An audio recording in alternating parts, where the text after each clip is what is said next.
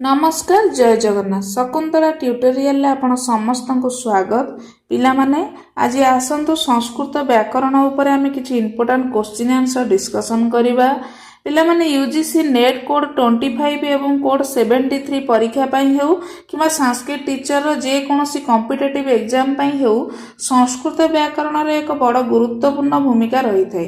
संस्कृत व्याकरण रो केमिति प्रश्न आसे एवं तार उत्तर केमिति देबाकू हुए ताहा बुझिबा मध्ये सबुठारु गुरुत्वपूर्ण। ताले आज चलंतु से संस्कृत व्याकरण उपरे आमे सब इंपोर्टेंट क्वेश्चन आंसर सब डिस्कशन करिबा जेउ गुडा कि हमको बारंबार एग्जाम रे पचरा जाउछि।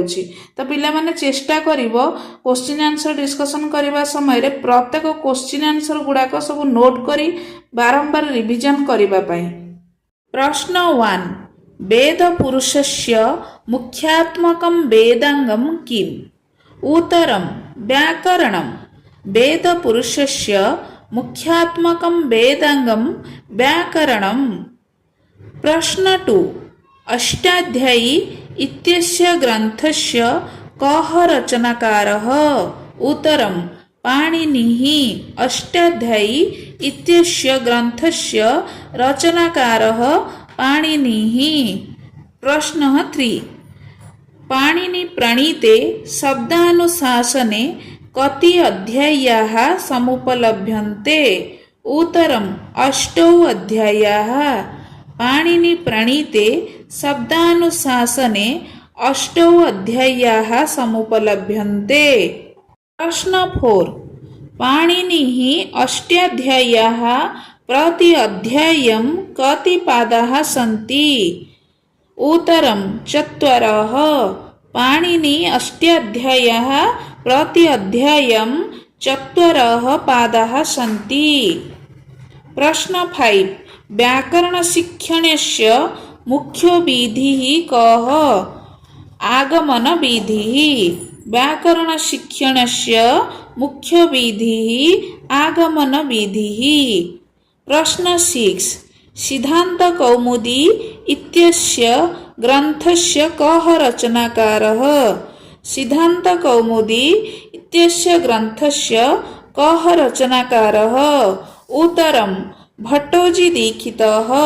सिद्धांत कौमुदी इत्यस्य ग्रंथस्य रचनाकारः भट्टोजी दीक्षितः।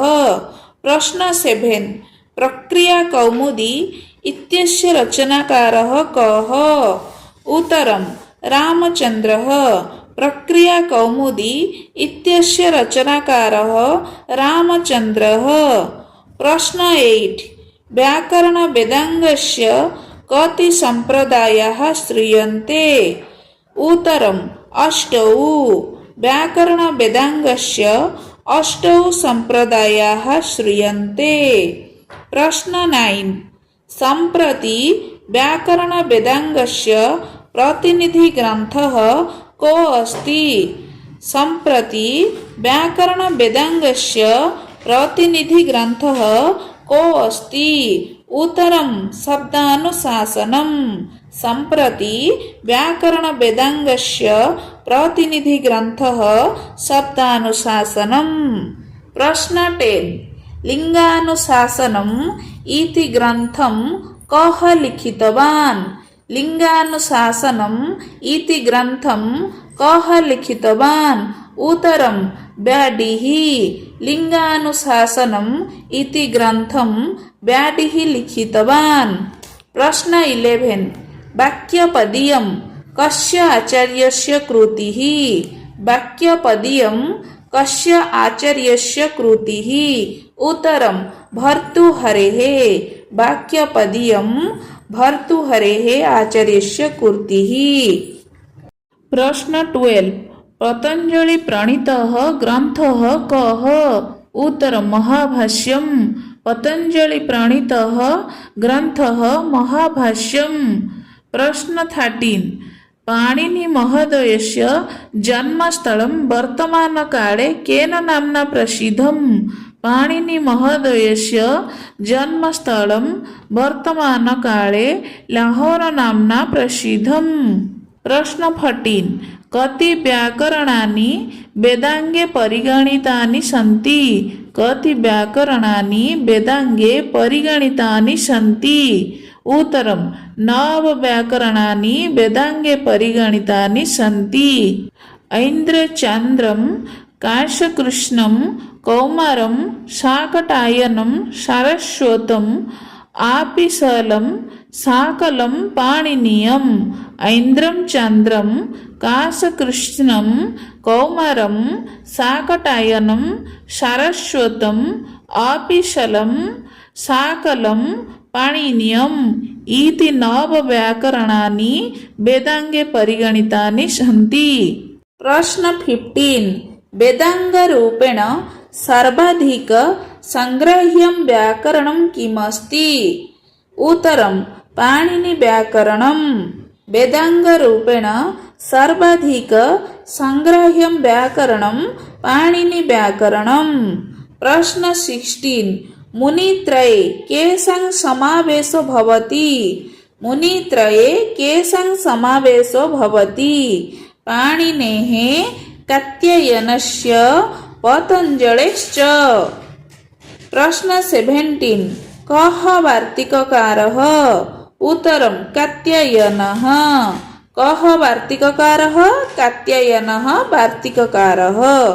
प्रश्न 18 सिद्धान्त कौमुदी इत्यस्य तत्त्वबोधिनी व्याख्यायाः लेखकः कः उत्तरं ज्ञानेन्द्र सरस्वती सिद्धान्त कौमुदी इत्यस्य तत्त्वबोधिनी व्याख्यायाः लेखकः ज्ञानेन्द्र सरस्वती।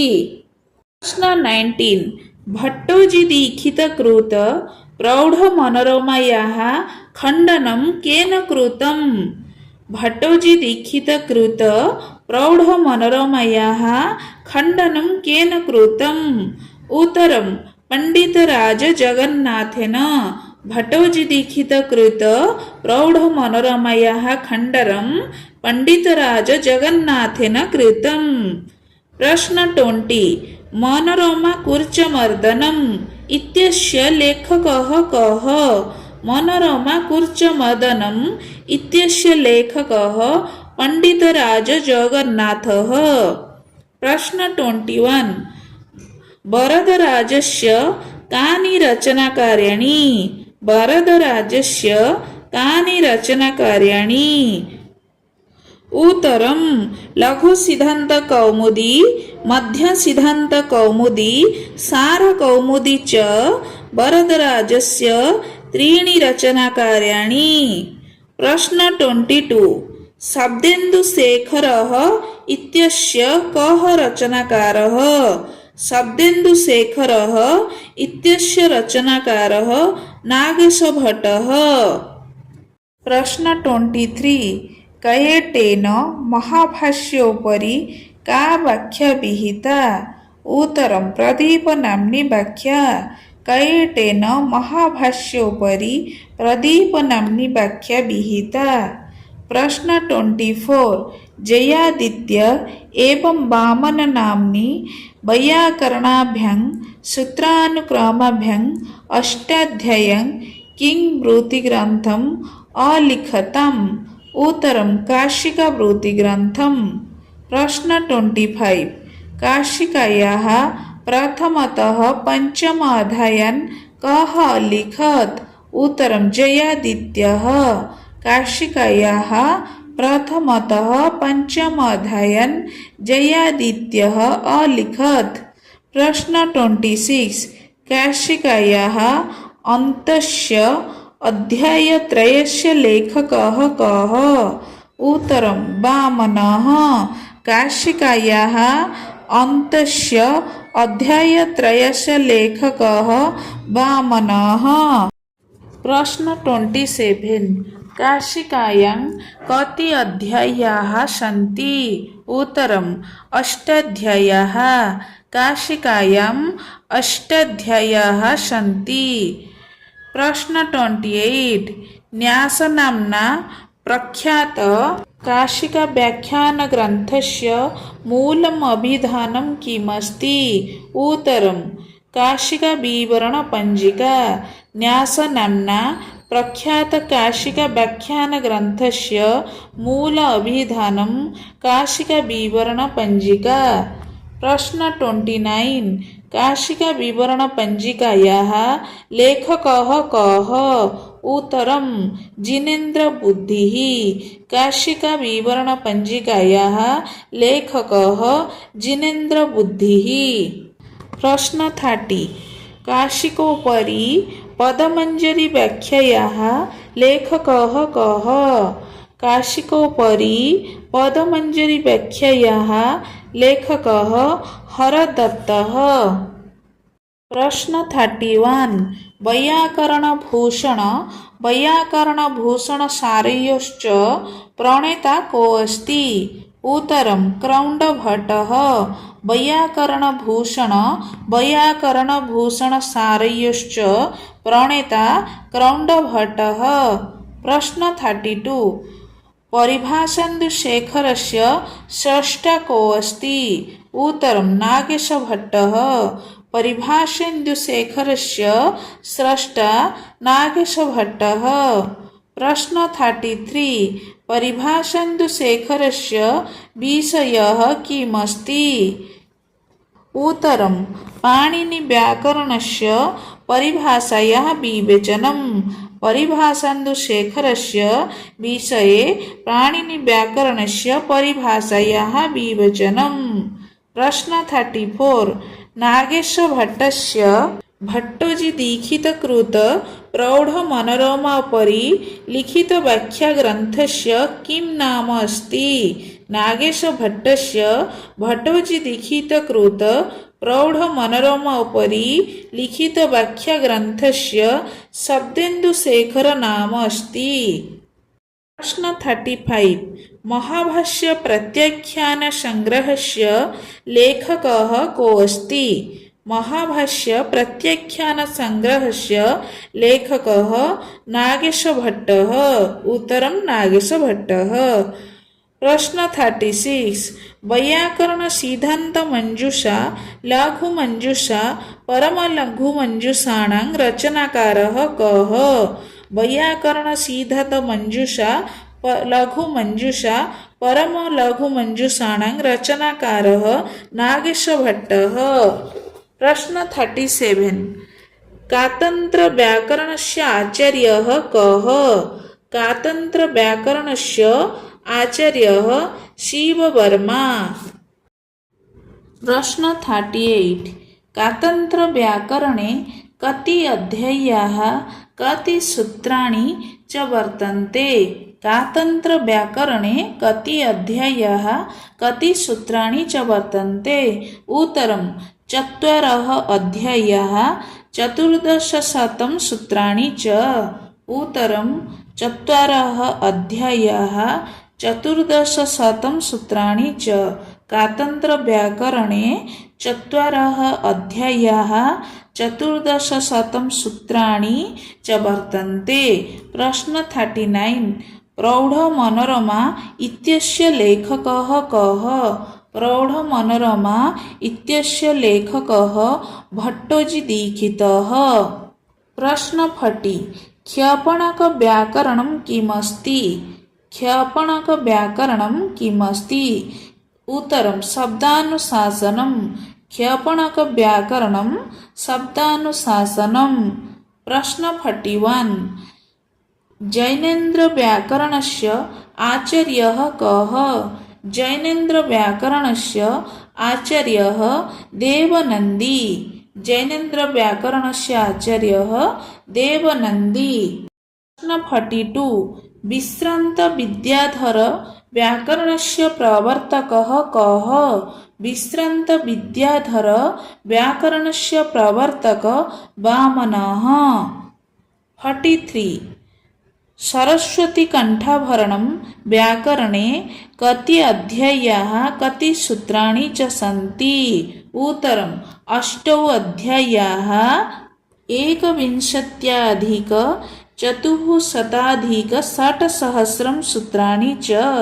सरस्वतीकण्ठभरणं व्याकरणे 8 अध्यायाः एकविंशत्यधिकचतुःशताधिकषट्सहस्रं सूत्राणि च सन्ति।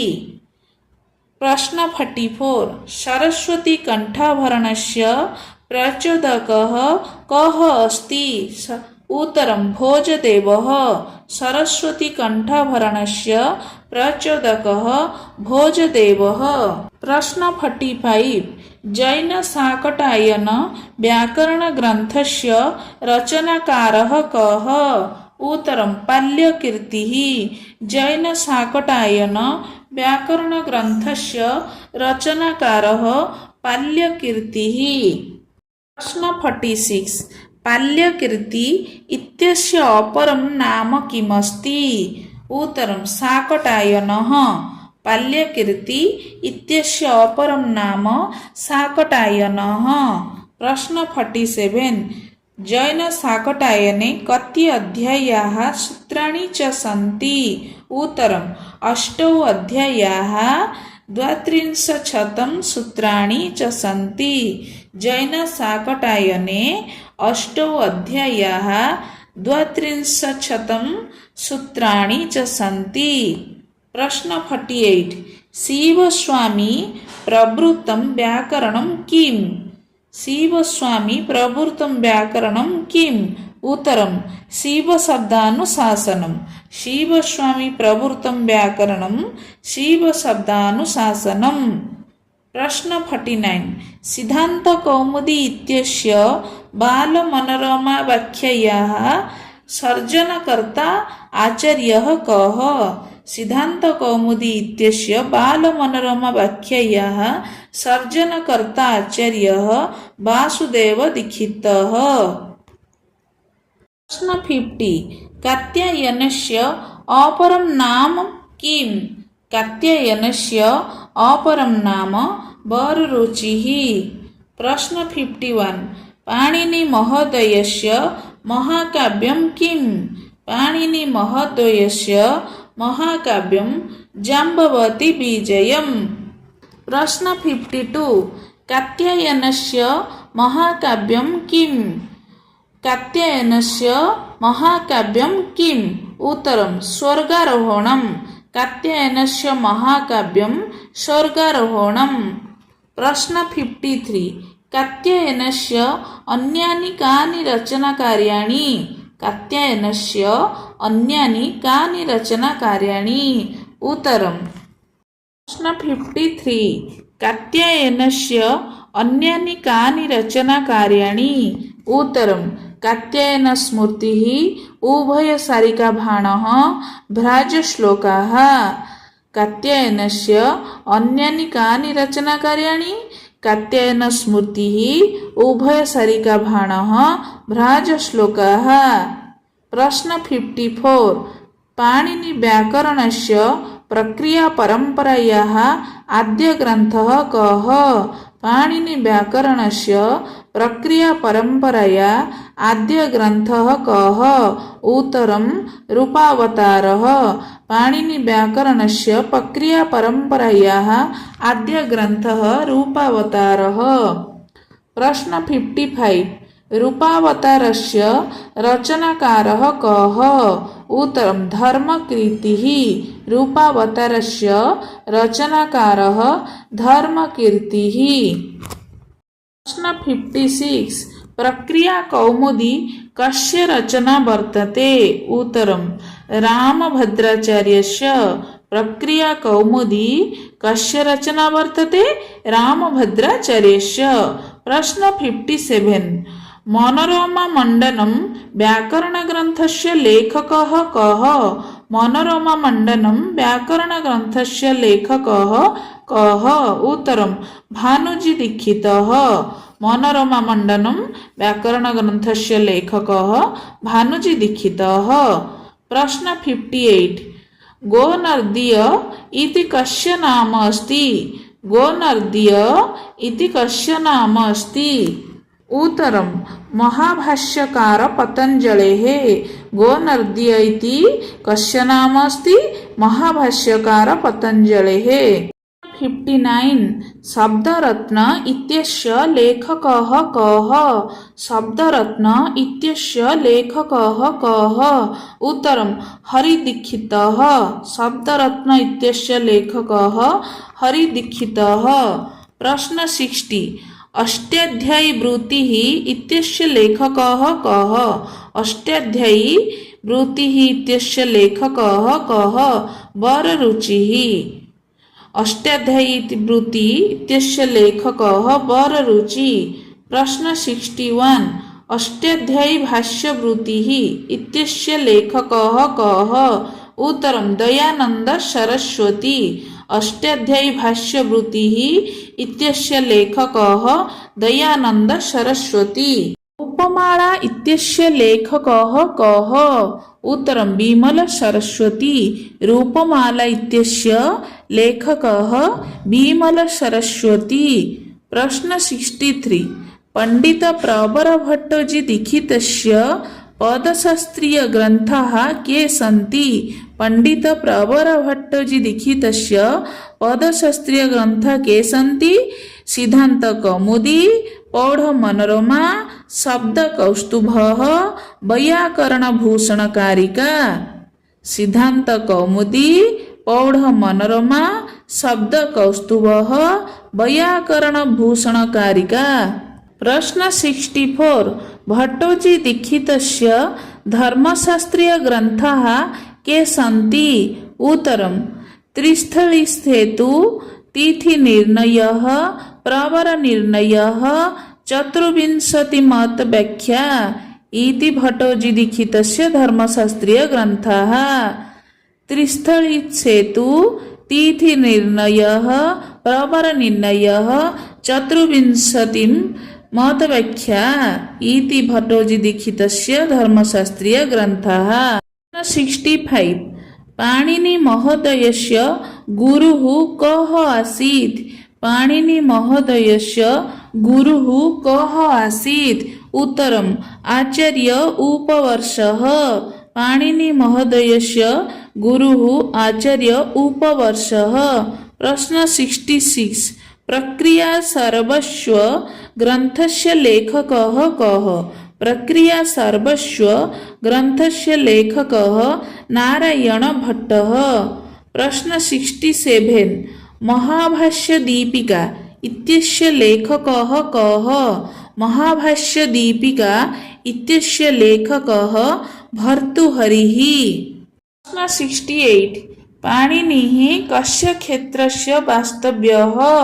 उत्तरं पाकिस्तानस्थित लाहोरस्य पाणिनिः पाकिस्तानस्थित लाहोरस्य वास्तव्यः प्रश्न 69 दाक्षीपुत्रः कः उत्तरं पाणिनिः दाक्षीपुत्रः पाणिनिः प्रश्न 70 गोणिका पुत्ररूपेण को ज्ञायते उत्तरं पतञ्जलिः गोणिका पुत्ररूपेण पतञ्जलिः ज्ञायते 71 नागेशभट्टस्य पितुः नाम किम् नागेशभट्टस्य पितुः नाम शिवभट्टः प्रश्न 72 नागेशभट्टस्य मातुः नाम किम् उत्तरं सतीदेवी नागेशभट्टस्य मातुः नाम सतीदेवी प्रश्न 73 नागेशः कस्य श्रितः आसीत् उत्तरं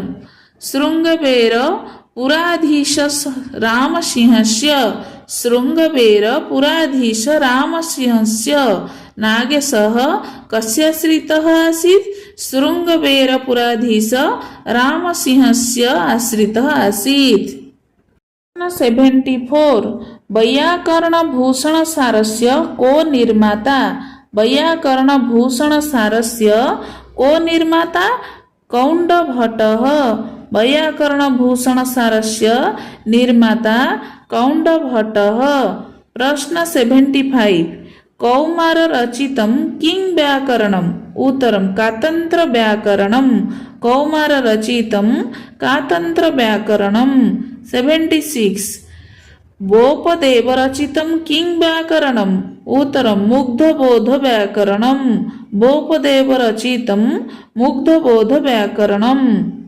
प्रश्न 77 सारस्वत व्याकरणस्य को लेखकः? सारस्वत व्याकरणस्य को लेखकः? उत्तरम् अनुभूतिस्वरूपाचार्यः। सारस्वत व्याकरणस्य लेखकः अनुभूतिस्वरूपाचार्यः। प्रश्न 78 वररुचिकृतं किं व्याकरणम्? वररुचिकृतं किं व्याकरणम्? उत्तरं प्राकृतप्रकाशः। वररुचिकृतं प्राकृतप्रकाशः व्याकरणम्। प्रश्न 79 शब्दानुशासनं कस्य व्याकरणम्? उत्तरं हेमचन्द्रस्य। शब्दानुशासनं हेमचन्द्रस्य व्याकरणम्। 80 व्याकरणवाङ्मयस्य बृहत्तम ग्रन्थः कः?